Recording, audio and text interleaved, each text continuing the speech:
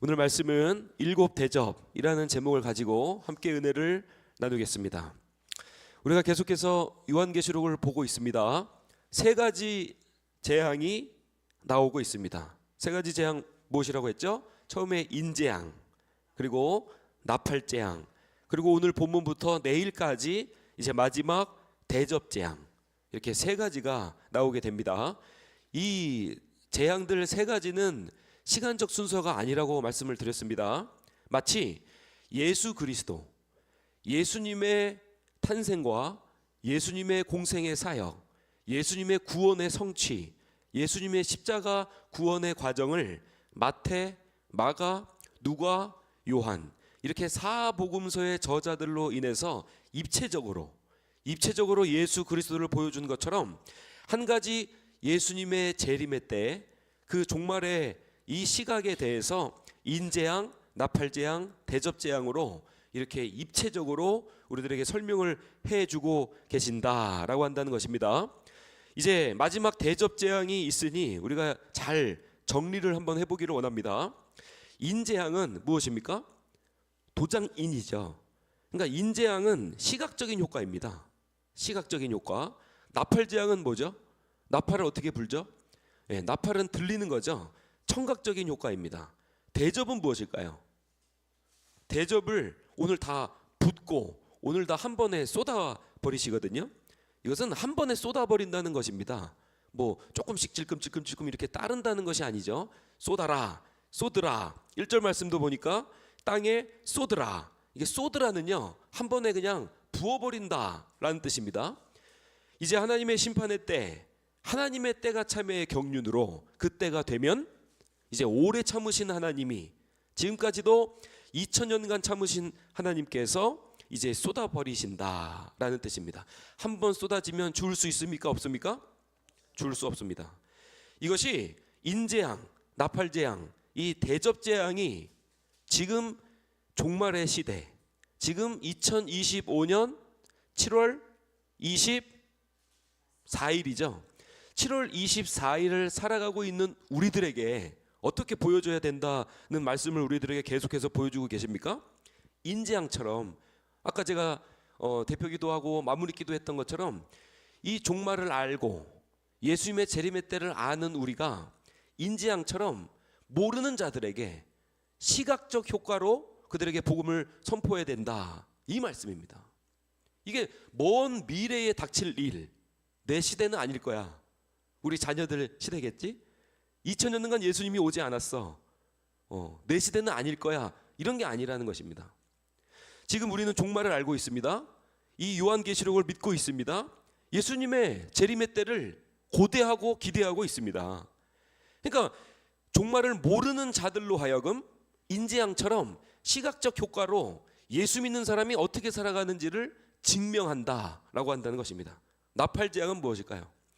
복음을 소유한 우리가 예수님을 모르는 자들에게 청각적 효과로 보여주어야 한다라는 것을 계속해서 반복하고 계신 것이죠.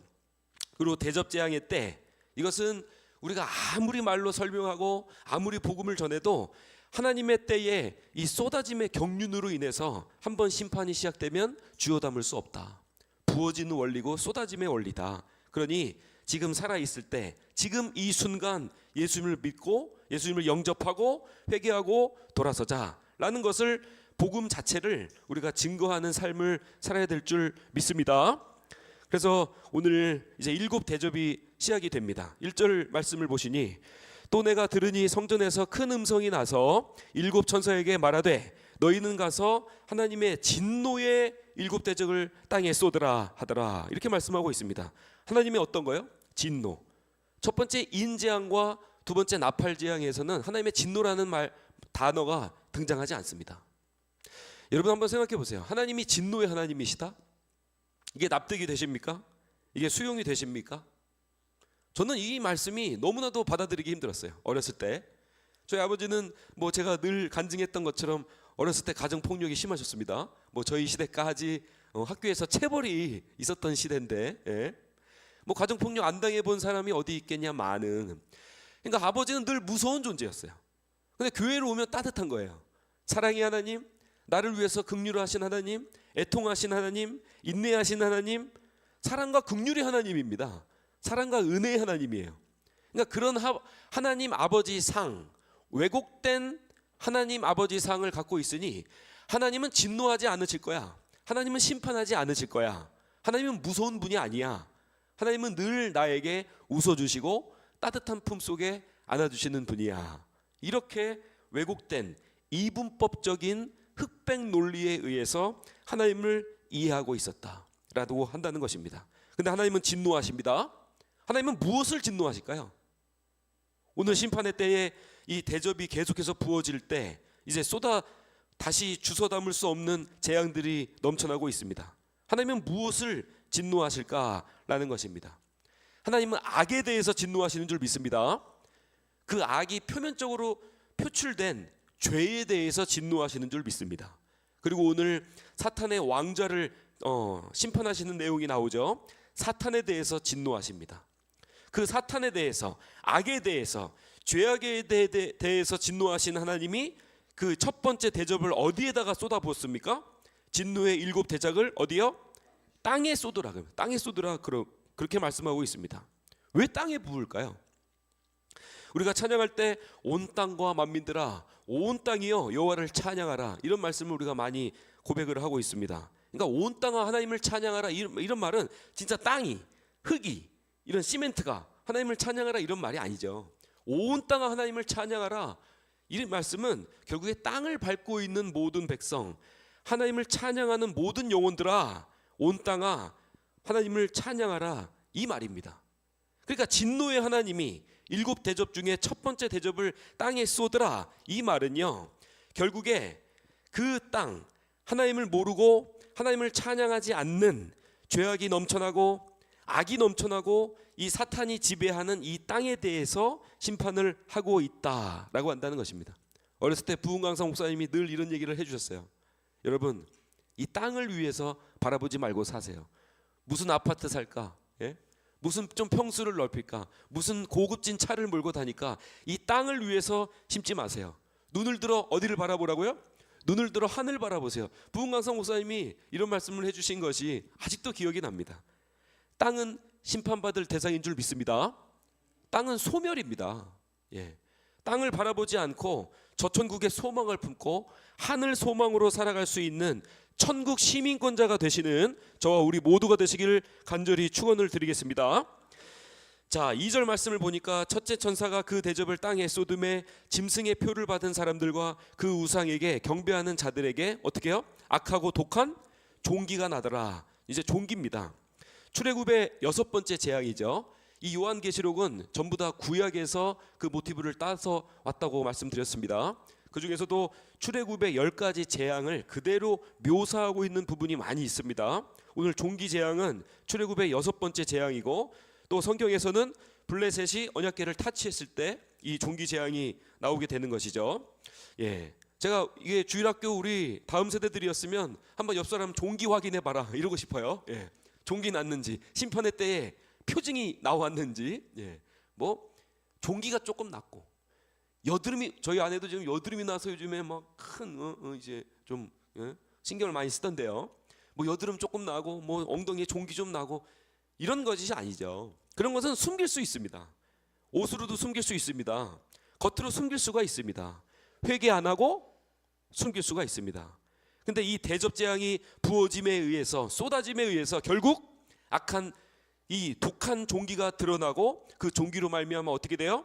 죽는다라고 한다는 것입니다. 그러니까 신앙생활은요, 아무리 척척척해도 그날이 다가오면 숨길 수가 없습니다.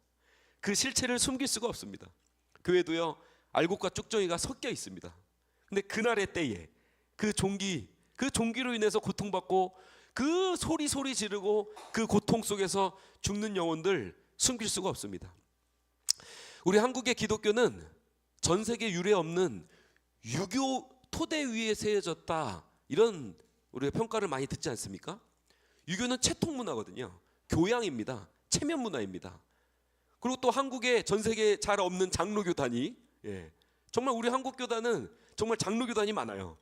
이게 채통이거든요. 거룩거룩이고요.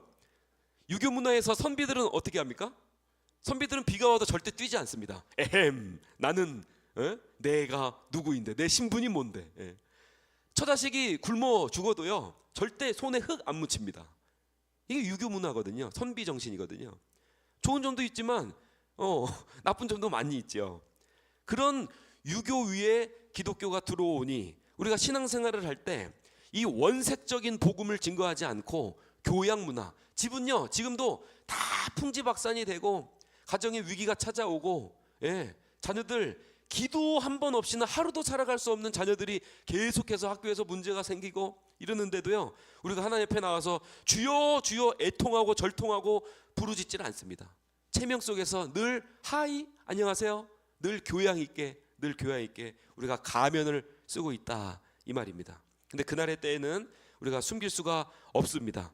하나님의 그날의 심판의 때가 도래되기 전에 나와 우리 자녀들, 우리 가족들을 위해서 예수님을 모르고 살아가고 있는 그냥 단순히 종교란의 기독교라고 체크하는 사람이 아니라, 척척척하는 사람이 아니라, 무늬만 크리스찬이 아니라 정말로 예수 그리스도로 인해서 살고 예수 그리스도로 인해서 죽고 사나 죽으나 주님의 것이로되 주님께 목숨 건 인생들 되시길 주님의 이름으로 축원을 드리겠습니다. 근데 이렇게 얘기를 해도요 11절 말씀 보니까 회개를 합니까 안 합니까? 아픈 것으로 말미암아 11절 종기로 말미암아 하늘의 하나님을 비방하고 하나님 아파요 죽겠어요 왜 나한테 종기를 주세요 비방해도요 그들의 행위를 회개하지 아니하더라. 안 합니다. 강팍해집니다. 이 말세가 되면 될수록 사람이요 이 얼굴에 이 얼굴 낯짝이 더 두꺼워집니다. 절대 회개하지 않습니다. 자, 이제 둘째 셋째 대접이 부어집니다. 이제 물을 심판하십니다. 3절 4절의 말씀해 보시면 둘째 천사가 그 대접을 부으니까 이제 바다에 쏟아지게 되고 바다가 죽게 되죠. 근데 모든 생물이 죽죠.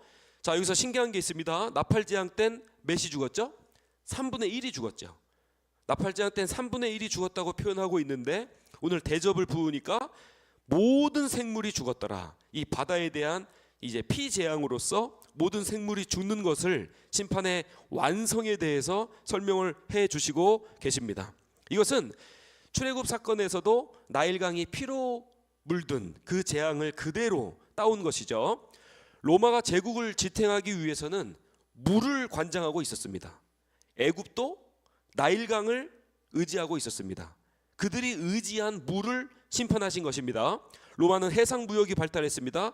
강과 수로를 이용한 교통이 발달했습니다. 전쟁에서 물을 이용해서 신속한 물자 이동이 가능했습니다.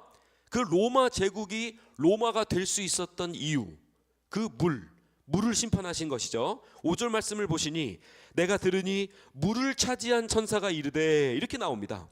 그러니까 그들이 물을 의지하면 물로 심판하신다 이 말씀이시죠. 물을 차지한 천사가 이르되 전에도 계셨고 지금도 계신 거룩하신 이여 이렇게 심판하시니 어떻게 해요? 의로우시도다 이렇게 얘기하고 계십니다. 애굽이 나일강을 의지하고 물을 의지하면 물을 심판하십니다. 로마가 물을 의지하면 물을 심판하십니다. 그래서 저희가 목사 안수 받을 때 저희 선배 목사님들은 우리 목사들에게 꼭 이렇게 말씀하셨어요. 세 가지를 목사들은 조심해야 된다. 명예욕, 물질욕, 그리고 세욕. 이 세 가지는 반드시 조심해야 된다. 이 말씀을 해주셨어요. 근데 이 세 가지 말씀이 먼 훗날에 이용준 목사에게 해당한 말씀입니까? 아니면 출애굽 사건처럼 BC 13세기 지금으로부터 3000년도 더 된 사건입니까? 목사 안수 받을 때만 거룩해야지, 나는 주님 앞에 신실한 종이 돼야지, 물질욕, 세욕, 물질욕, 세욕, 명예욕 이것을 조심해야지, 이게 과거형이 될 수 있어요 없어요?